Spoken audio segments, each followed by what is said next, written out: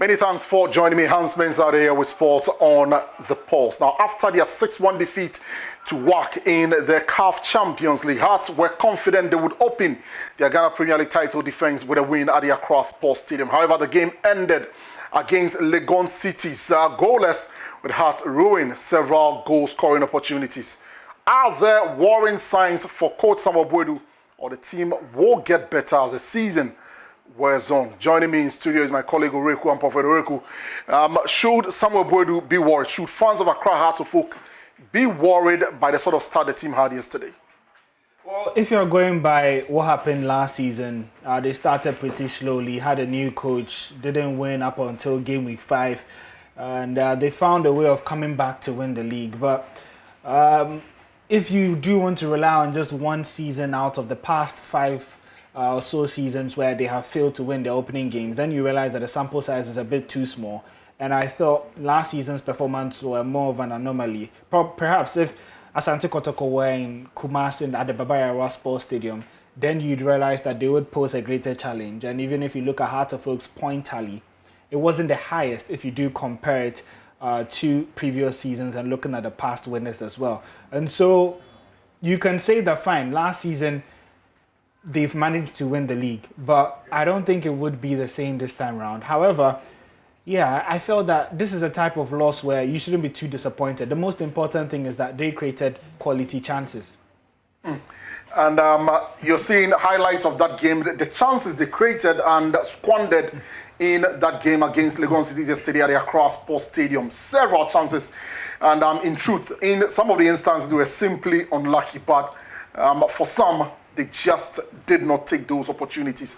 Now, to really focus on the fact that Hearts missed all of these opportunities wouldn't be too fair to Legon Cities as well, because I watched the game and I thought that they did their bit as well to ensure that they walked away with a point. What would be your response to that? Well, I think it was a combination of everything really, but most importantly, the goalkeeper. Max Okunedu after the game said that they set up to limit Heart of Oak. I don't think they did. I thought the quality of chances that Heart of Oak created, they did deserve to win any game. It's not every day that they're going to face opposition who the keeper would end up as the man of the match. So I think it's one of those games. Asante Kotoko had a similar match against Ash Gold last season where nothing seemed to be, going past the keeper on that day. And I think that that's what we realized. But for me, and the reason why Heart of Oak fans don't need to panic is that they're still creating these good chances and following similar patterns from last season. And I think we can take a look at last season's match between Heart of Oak and King Faisal, and we can demonstrate a pattern that the team are still showing even from last season. However, there were some differences as to what the execution was. Okay, so let's quickly take a look at the games that Oreku is referring to, and of course we'll just oppose it to what we are witnessing. So there it is on your screen there. So this is the match against King Faisal, and you could see Heart of Oak love to play this way. Little triangles in front of the box. And this time it worked against King Faisal. You see Banier playing it here and then making a quick run into the box.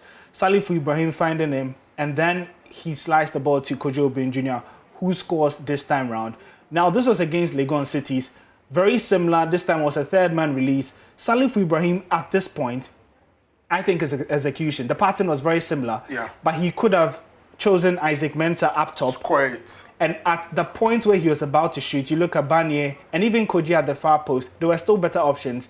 Regardless, it was still a good chance for, Salifu Ibrahim with the chip. But then again, you want to look at chances and what was the percentage if he was to square that ball. I think he has a 90% chance of scoring there rather than going for the chip. So I don't think it's much of a bother because they're still, demonstrating these patterns that we saw from last season. And for me and for Boadu, I think that is the positive from there. And you can also look at another chance against Liberty in the last season as well. That was actually the game where they were crowned as champions of the Ghana Premier League. And we would see a similar pattern to one of the chances that they created against Legon Cities. But really, okay, so is that what we are seeing on our screens? Okay, yeah, so this was the goal. You could see a Salifu Ibrahim corner kick and Banier making the near post run and winning that header in front of his man. And it's something that you can tell they do in training.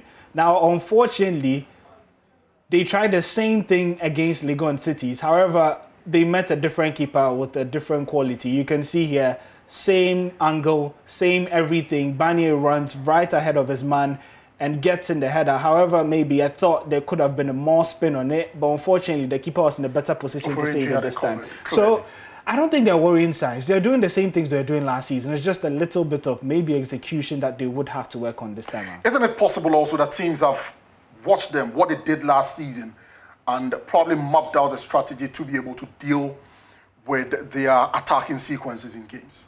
Well, Bodu was the first to admit that. He said that Legon Cities and probably every side that they're going to face would be looking very hard at them. And he admitted that they are a target for openers this season because they're coming in as the defending champions. And I think that that's the case. That's why you find it very difficult worldwide for teams to defend titles.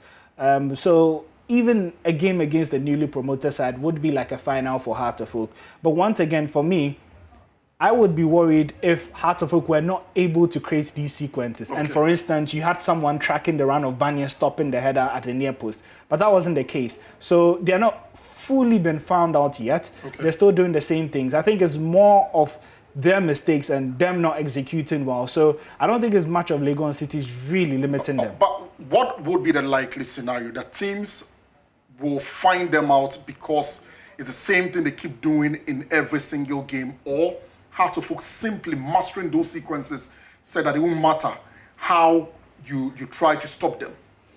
I think you have to put things into perspective, and you look at the second round that Samobodu had with Heart of Oak. I think the gulf in quality between Samobodu's Heart of Oak and the rest of the Ghana Premier League is really large. Okay. I don't think 2 months or maybe one season is enough for teams to catch up.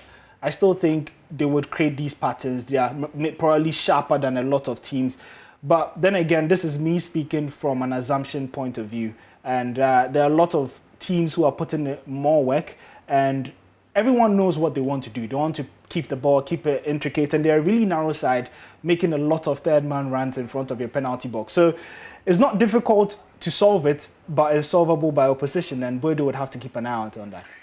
And Heart of Oak, of course, can also master it because I've seen them do it around the 90s and the 2000s. Ishmaelado, Charles Taylor, Emmanuel Sekufo had a pattern and they mastered it. We'll see how it all pans out for the Phobians and, of course, the other teams in the Ghana Premier League. In the meantime, read more at myjoyonline.com/sport. I am Hans Mensando. Many thanks for your time.